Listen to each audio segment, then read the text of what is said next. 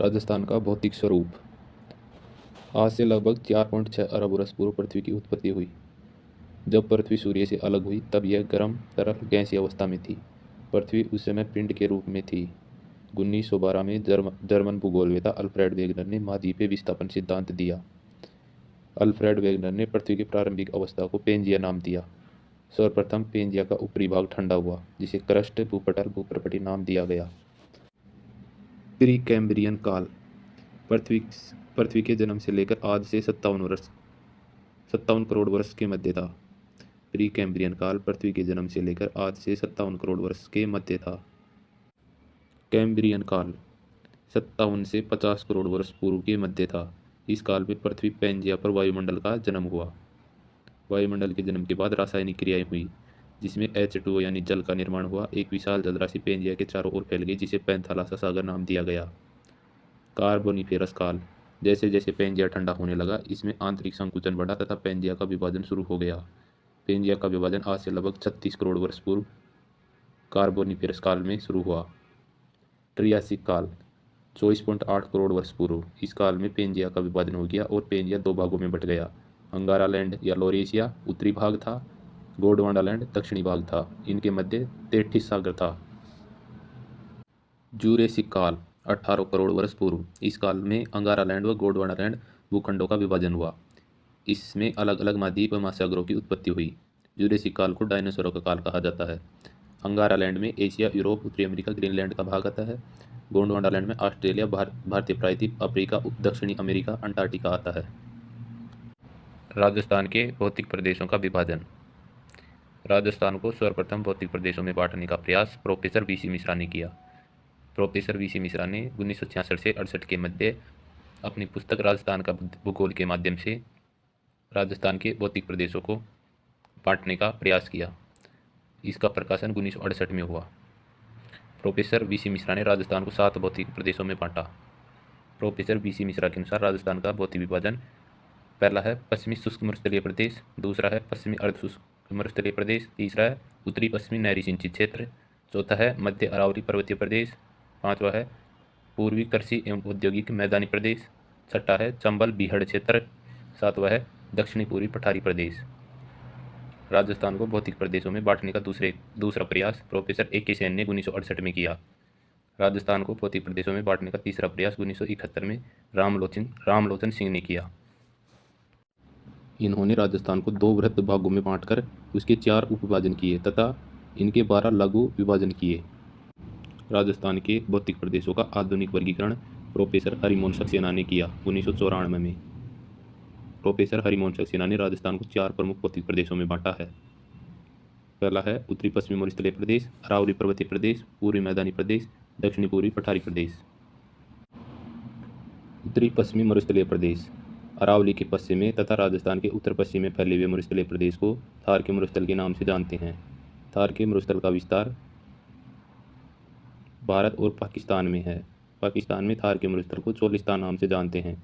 चोलिस्तान तुर्की भाषा का शब्द है। संपूर्ण थार के मरुस्थल का 80 से 85% भाग भारत में है। पाकिस्तान में 15 से 20% थार के मरुस्थल का विस्तार है। भारत के कुल भौगोलिक क्षेत्र का लगभग 4.56% हिस्से पर थार का मरुस्थल फैला हुआ है। थार के मरुस्थल की सीमाएं: उत्तर में सतलज नदी, दक्षिण में कच्छ का रण, पूर्व में अरावली पर्वतमाला और पश्चिम में सिंधु नदी पाकिस्तान तक है। भारत में थार के मरुस्थल का विस्तार 4 राज्यों में है: पंजाब, हरियाणा, राजस्थान, गुजरात। भारत में फैले हुए संपूर्ण थार के मरुस्थल का लगभग 60% भाग राजस्थान में है। राजस्थान का उत्तरी पश्चिमी मरुस्थलीय प्रदेश भारत के महान मरुस्थलीय भौतिक प्रदेश का ही भाग है। उत्तरी पश्चिमी मरुस्थलीय प्रदेश की उत्तर से दक्षिण लंबाई और पूर्व से पश्चिम चौड़ाई क्रमशः 640 व 300 किलोमीटर है। यानी उत्तर से दक्षिण लंबाई 640 तथा पूर्व से पश्चिम चौड़ाई 300 किलोमीटर है। राजस्थान का मरुस्थल का कुल क्षेत्रफल 1.75 लाख वर्ग किलोमीटर है। उत्तरी पश्चिमी मरुस्थलीय प्रदेश का सामान्य ढाल उत्तर पूर्व से दक्षिण पश्चिम की ओर है। उत्तरी पश्चिमी मरुस्थलीय प्रदेश की समुद्र तल से औसत ऊंचाई 150 से लेकर 300 मीटर तक है। मरुस्थल किसे कहते हैं? जहां जैव विविधता का अभाव पाया जाता है उसे मरुस्थल कहते हैं। थार का मरुस्थल विश्व के अन्य मरुस्थलों की तुलना में सर्वाधिक जैव विविधता वाला मरुस्थल है। इसे जीवंत मरुस्थल भी कहते हैं। यह विश्व के अन्य मरुस्थलों की तुलना में सबसे युवा व नवीन मरुस्थल है। इसका तेजी से विस्तार हो रहा है। मरुस्थल के प्रसार या विस्तार को ही मरुस्थल का मार्च कहते हैं। राजस्थान में मरुस्थल का सर्वाधिक विस्तार या प्रसार वायु के माध्यम से ग्रीष्म ऋतु में मई जून में पश्चिम से पूर्व की ओर तथा दक्षिण पश्चिम से उत्तर पूर्व की ओर हो रहा है। नाचना गांव सम जैसलमेर से सर्वाधिक मरुस्थल का विस्तार हो रहा है। राजस्थान में मरुस्थल का विस्तार पश्चिम से पूर्व की ओर अरावली में पाई जाने वाली वायु घाटियों से हो रहा है। अरावली के कटे फटे विक्षेपित भाग को वायु घाटियाँ कहते हैं। राजस्थान से हो रहे मरुस्थल के प्रसार से सर्वाधिक प्रभावित राज्य हरियाणा है। मुख्य रूप से हरियाणा के 2 जिले हिसार और भिवानी। पश्चिमी मरुस्थल प्रदेश को 2 भागों में बांटने वाली समवर्षा रेखा 25 सेंटीमीटर समवर्षा रेखा है। पहला है शुष्क मरुस्थलीय प्रदेश, दूसरा है अर्ध शुष्क मरुस्थलीय प्रदेश। पश्चिमी मरुस्थलीय प्रदेश की पूर्वी सीमा का निर्धारण करने वाली समवर्षा रेखा है 40 सेंटीमीटर समवर्षा रेखा। अरावली पर्वत श्रृंखला 50 सेमी समवर्षा रेखा का निर्धारण करती है। अरावली का पश्चिमी भाग 40 सेमी समवर्षा रेखा पर स्थित है। शुष्क मरुस्थलीय प्रदेश विस्तार 25 सेंटीमीटर समवर्षा रेखा के पश्चिम में। इसका विस्तार जैसलमेर, संपूर्ण बाड़मेर, संपूर्ण जोधपुर, बीकानेर तथा श्रीगंगानगर, अनूपगढ़, हनुमानगढ़ जिलों के दक्षिणी भाग, योध्या प्रदेश में चूरू जिले का दक्षिणी पश्चिमी भाग तथा झुंझुनू, सीकर, नागौर जिले का पश्चिम भाग। यहाँ वार्षिक वर्षा है 25 सेंटीमीटर या इससे कम। वार्षिक वर्षा का औसत 0 से 20 सेंटीमीटर है। मिट्टी रेतीली बलुई है। वनस्पति जीरोफाइट। शुष्क मरुस्थलीय प्रदेश का उपविभाजन। पहला है बालू का स्तूपों से युक्त क्षेत्र 58.5% भाग, बालू का स्तूपों से मुक्त क्षेत्र 41.5% भाग। बालू का स्तूपों से मुक्त क्षेत्र जैसलमेर, जैसलमेर शहर के आसपास 60 वर्ग किलोमीटर का क्षेत्र, पोखरण क्षेत्र, रामगढ़ क्षेत्र बालू को स्तूपों से मुक्त है। बीकानेर का देशनोक क्षेत्र बालू का स्तूपों से मुक्त है। फलोदी का दक्षिणी पश्चिमी भाग या बाप क्षेत्र बालू के स्तूपों से मुक्त क्षेत्र है। बालोतरा का पंचपदरा क्षेत्र बालू का स्तूपों से मुक्त क्षेत्र है। नाचना गांव जैसलमेर यह 2 कारणों के लिए प्रसिद्ध है। मरुस्थल के विस्तार के लिए और ऊँट की सर्वश्रेष्ठ नस्ल के लिए। नाचना नस्ल के लिए। नाचना नस्ल के ऊँट बीएसएफ के जवान उपयोग में लेते हैं। समगांव जैसलमेर यह पूर्णतः वनस्पति रहित गांव है। यह पूर्णतः बालू का स्तूपों से आच्छादित है।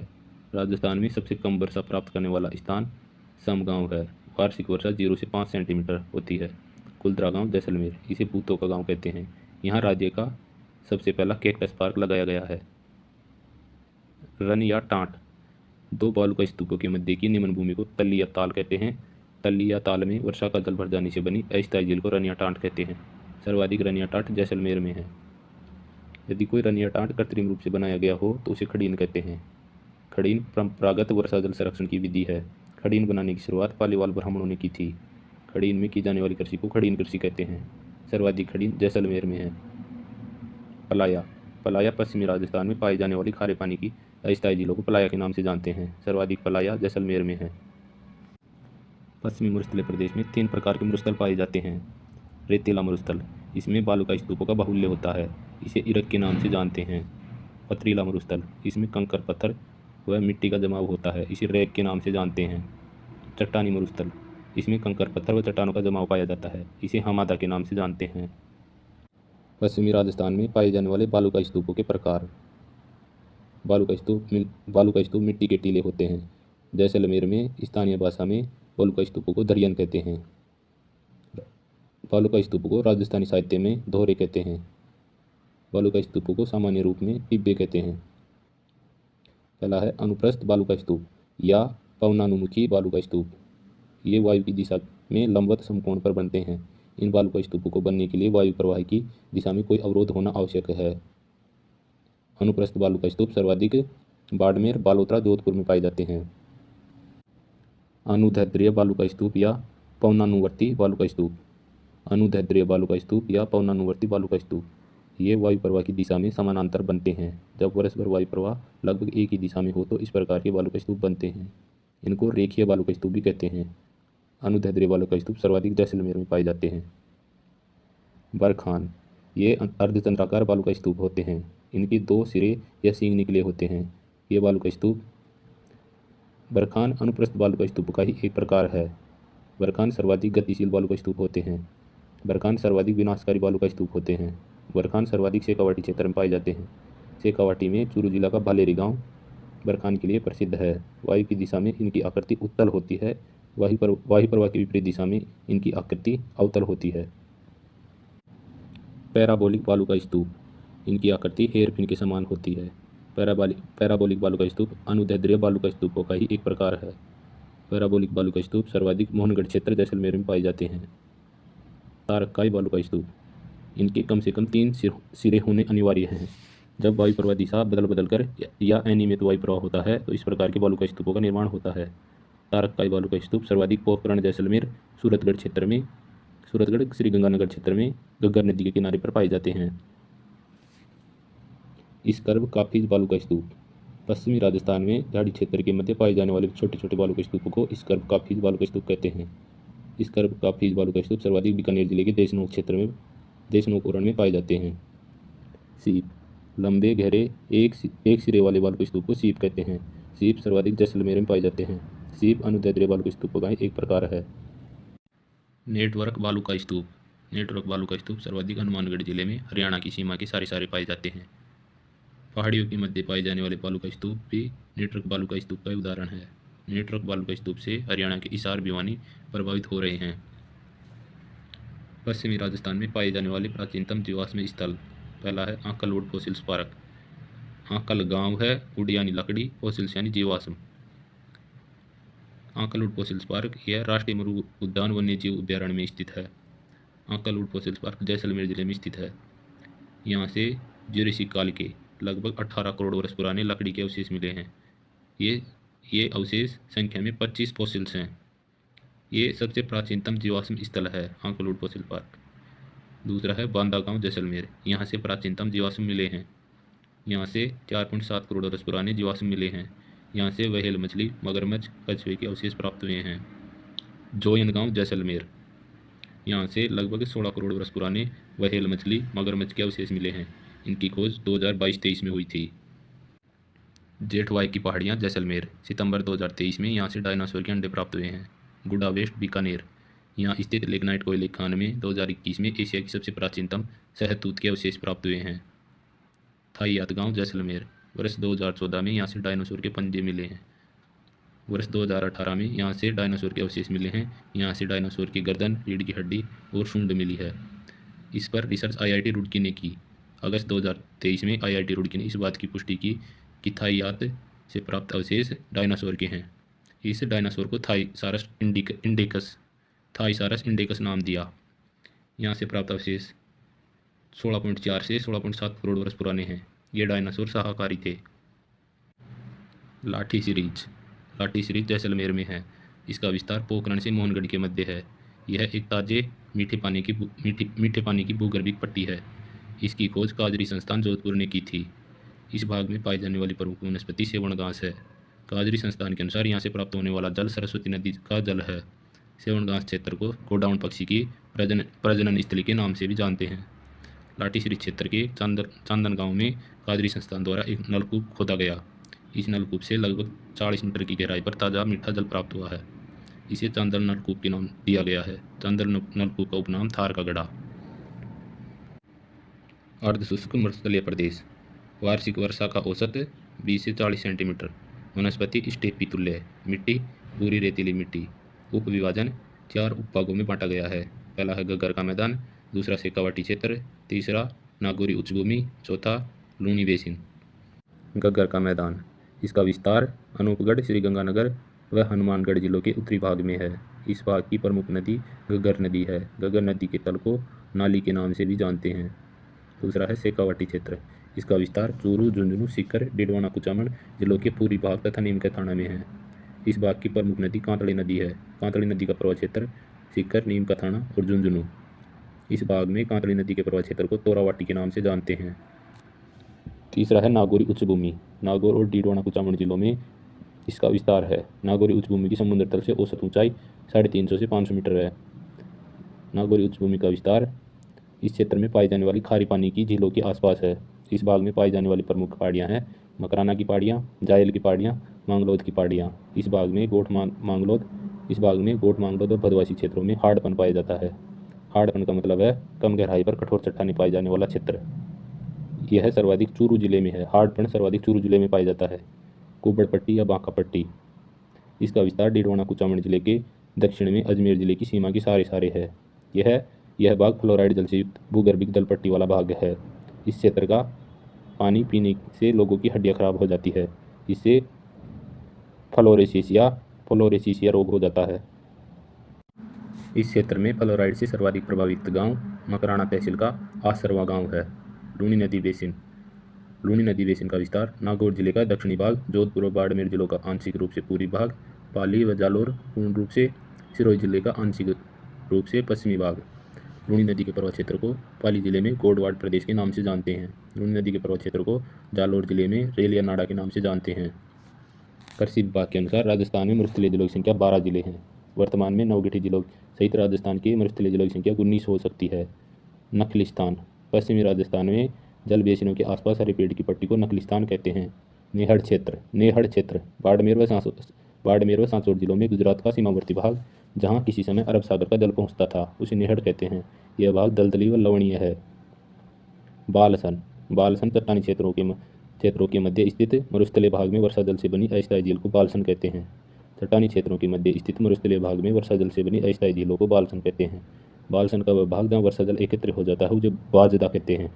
बालसन का वह भाग जहाँ वर्षा जल एकत्र हो जाता है उसे बाजदा कहते हैं।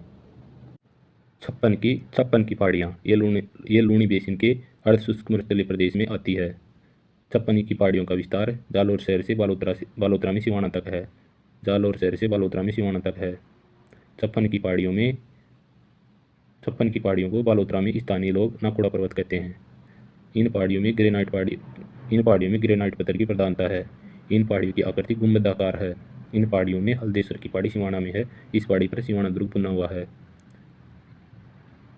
इस पहाड़ी की हल्देश्वर की पहाड़ी सर्वोच्च चोटी पीपलूद है, जिसे मारवाड़ का लघु माउंट आबू कहते हैं। पीपलूद चोटी को मारवाड़ का लघु माउंट आबू कहते हैं। हल्देश्वर की पहाड़ी, करड़, अंजन, दामन, मुराद और सेवण ये सभी पश्चिमी राजस्थान में पाए जाने वाली घास के प्रकार हैं। मरु विकास कार्यक्रम, इसकी शुरुआत 1977-78 में हुई।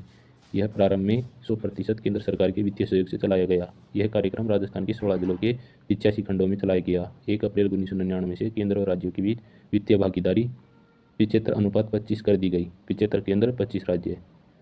मरु विकास कार्यक्रम में जैसलमेर, बाड़मेर, बीकानेर, श्रीगंगानगर, चूरू, जोधपुर, झुंझुनू, सीकर, नागौर, पाली, जालोर, जयपुर, अजमेर, राजसमंद, सिरोही, उदयपुर जिले शामिल है।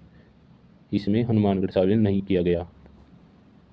अरावली पर्वत श्रृंखला, भारत में गुजरात, राजस्थान, हरियाणा और दिल्ली में दक्षिण से उत्तर की ओर फैली हुई पर्वत श्रृंखला को अरावली पर्वत श्रृंखला के नाम से जानते हैं।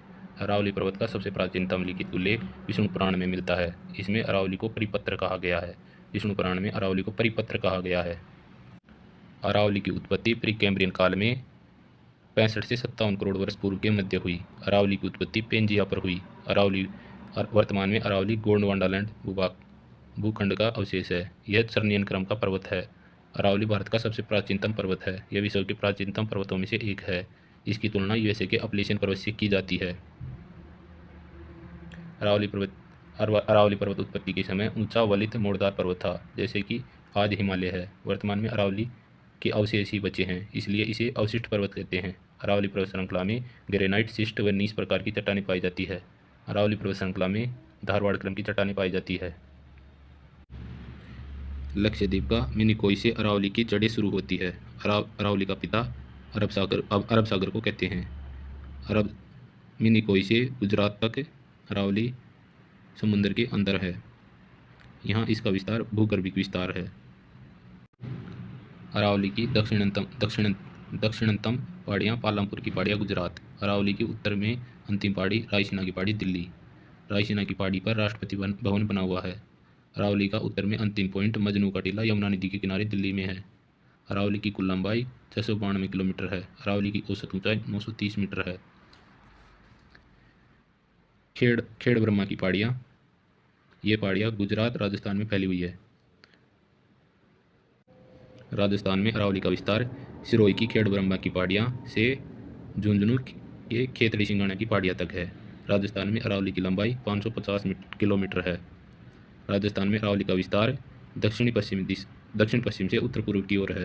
राजस्थान के दक्षिण पश्चिम में अरावली का विस्तार सिरोही जिले की खेड़ब्रह्मा पहाड़ियों से शुरू होता है। राजस्थान के उत्तर पूर्व में अरावली का विस्तार झुंझुनू की खेतड़ी सिंगाणा पहाड़ियों तक है। उत्तर में अरावली की अंतिम पहाड़ी डोसी की पहाड़ी झुंझुनू है। राजस्थान में अरावली की कुल लंबाई 550 किलोमीटर है। संपूर्ण अरावली का लगभग 80% भाग राजस्थान में है। अरावली का विस्तार राजस्थान के कुल क्षेत्रफल के लगभग 9% भाग पर है। यहाँ राज्य की कुल जनसंख्या का लगभग 10% भाग निवास करता है। अरावली में वार्षिक वर्षा का औसत 50 से 80 सेंटीमीटर है। अरावली की जलवायु उप आर्द्र है। अरावली का सर्वाधिक विस्तार अरावली के दक्षिण भाग में है।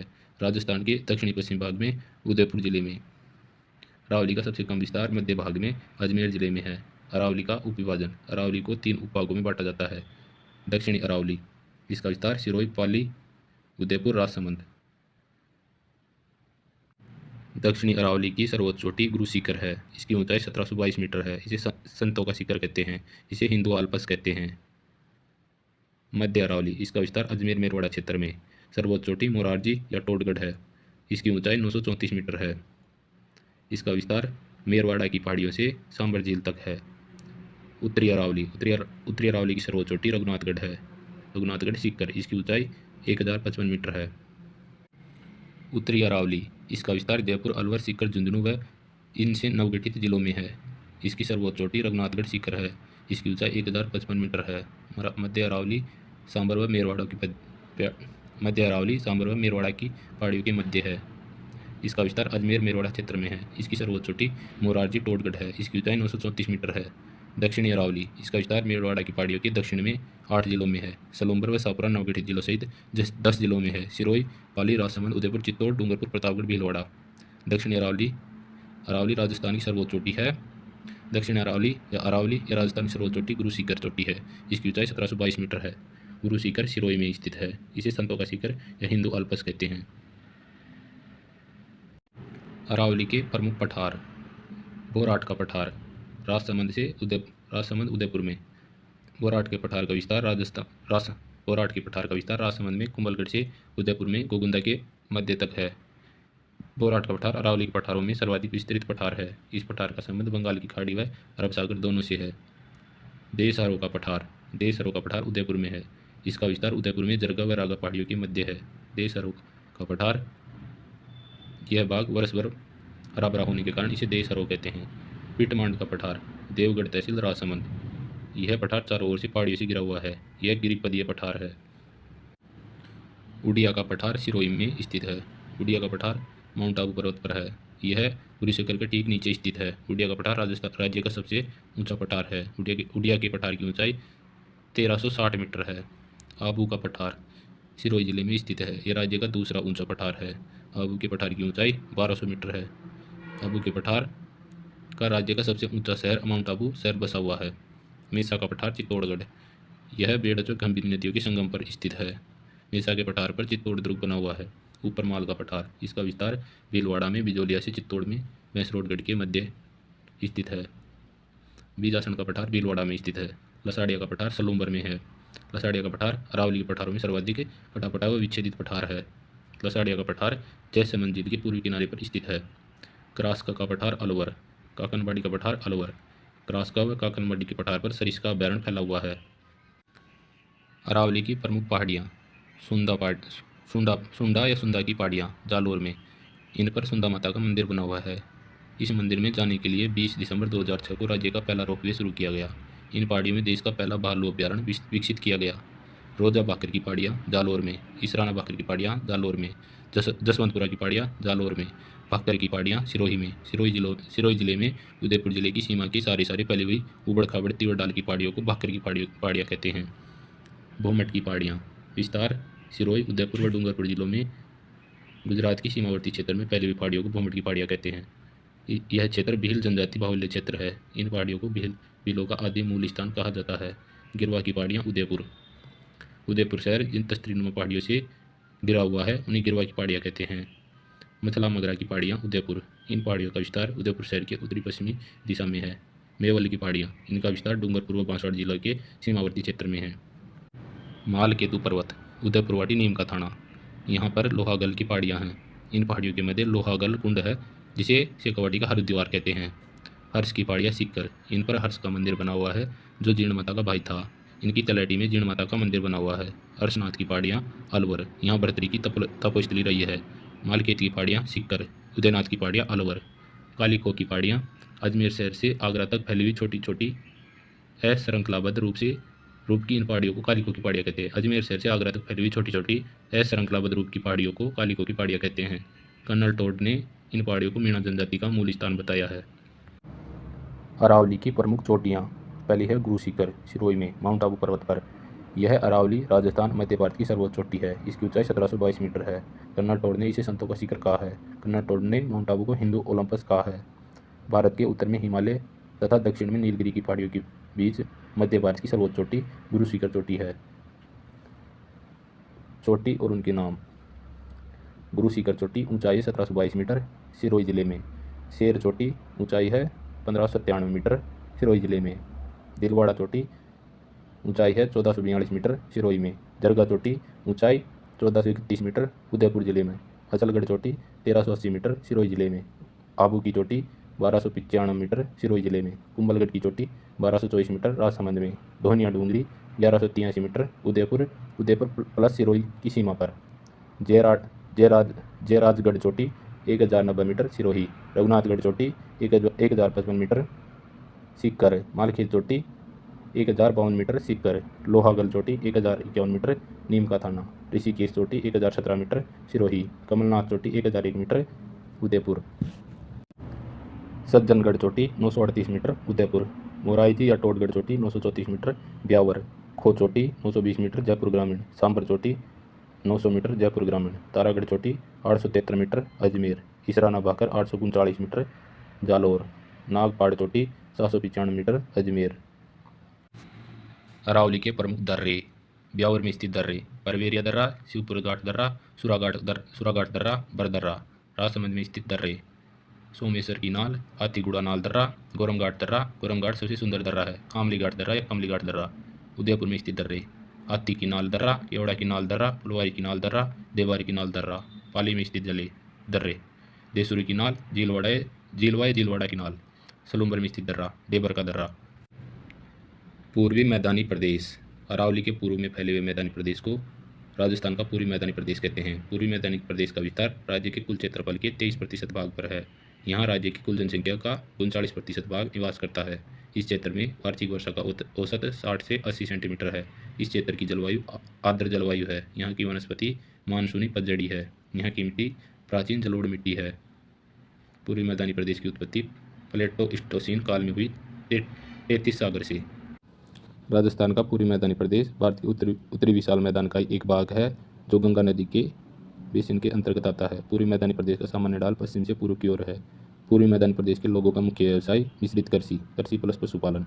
पूर्वी मैदानी प्रदेश का उपविभाजन: इसे 3 उपभागों में बांटा गया है: बनास नदी बेसिन, चंबल नदी बेसिन, माही नदी बेसिन। बाणगंगा नदी को रुंडीक नदी घोषित कर दिया गया है, जो वर्तमान में आंतरिक प्रवाह क्षेत्र में आती है।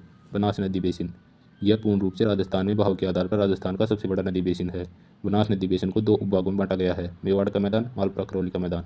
मेवाड़ के मैदान का विस्तार राजसमंद, उदयपुर, चित्तौड़ व भीलवाड़ा जिलों के मैदानी भाग में है। मेवाड़ के मैदान में लाल लोमी मिट्टी पाई जाती है। यह लाल लोमी मिट्टी मक्का उत्पादन के लिए अच्छी होती है। मालपुरा करौली का मैदान: इसका विस्तार ब्यावर, अजमेर, केकड़ी, टोंक, सवाईमाधोपुर, करौली, दौसा, जयपुर में है। इस भाग में भूरी जलोढ़ मिट्टी पाई जाती है। चंबल नदी बेसिन: इसका विस्तार कोटा, बूंदी, शाहपुरा, सवाईमाधोपुर, करौली, गंगापुर सिटी, धौलपुर में है। चंबल नदी के आसपास उबड़ खाबड़ सघन वनों के क्षेत्र को बीहड़ कहते हैं। सर्वाधिक बीहड़ क्षेत्र वाला जिला सवाईमाधोपुर।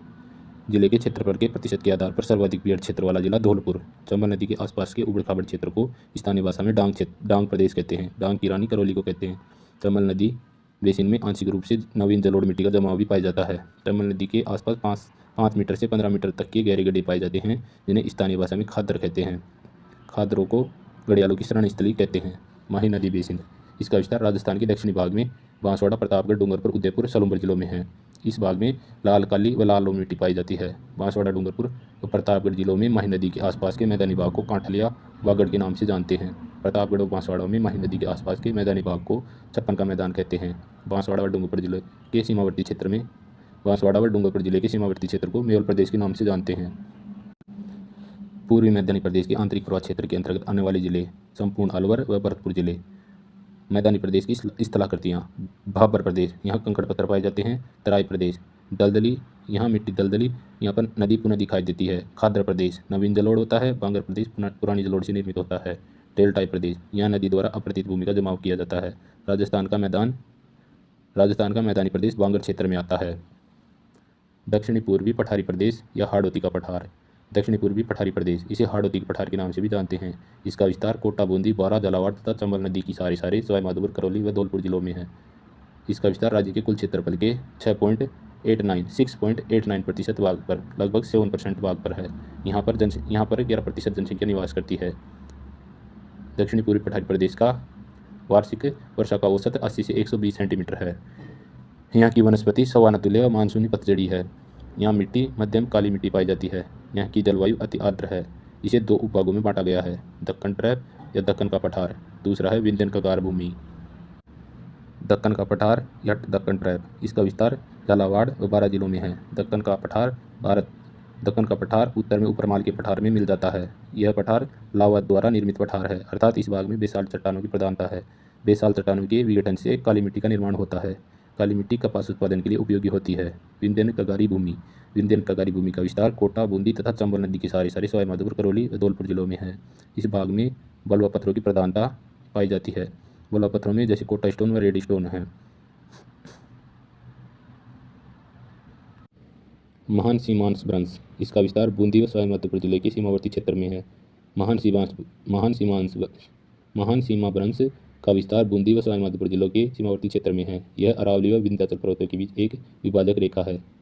हाड़ौती के पठार के प्रमुख उच्चावच, पहला है अर्धचंद्राकार पहाड़ियाँ कोटा और बूंदी जिले में इनका विस्तार है। इन पहाड़ियों में बूंदी जिले में पाए जाने वाले प्रमुख दर्रे हैं जैतवास दर्रा, रामगढ़ दर्रा, खटखड़ दर्रा, लाखेरी दर्रा।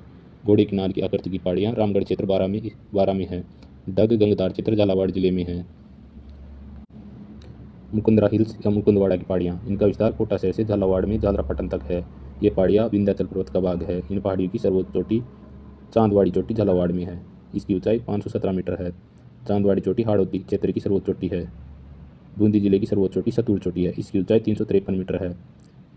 मुकुंदरा हिल से मुकुंदवाड़ा की पहाड़ियाँ कोटा जिले में अवलीमेणी के महल बने हुए हैं। इन पहाड़ियों में झालावाड़ में कोलवी गुफाएं हैं। इन गुफाओं का संबंध बौद्ध धर्म से है। ये गुफाएं भित्ति शैलचित्रों के लिए प्रसिद्ध है। शाहाबाद उच्च भूमि, विस्तार बारां जिले में। इस क्षेत्र में शहरी जनजाति का बाहुल्य क्षेत्र है। आडा वाला पर्वत बूंदी में। अरावली पर्वत को आडा वाला पर्वत भी कहते हैं। हाड़ौती का पठार सर्वाधिक अस्पष्ट अधर पर्व वाला क्षेत्र है। इसका सामान्य ढाल दक्षिण से उत्तर की ओर है। हाड़ौती का पठार भारत की दक्षिण प्रायद्वीपीय पठार का एक भाग है जो कि मालवा पठार के अंतर्गत आता है।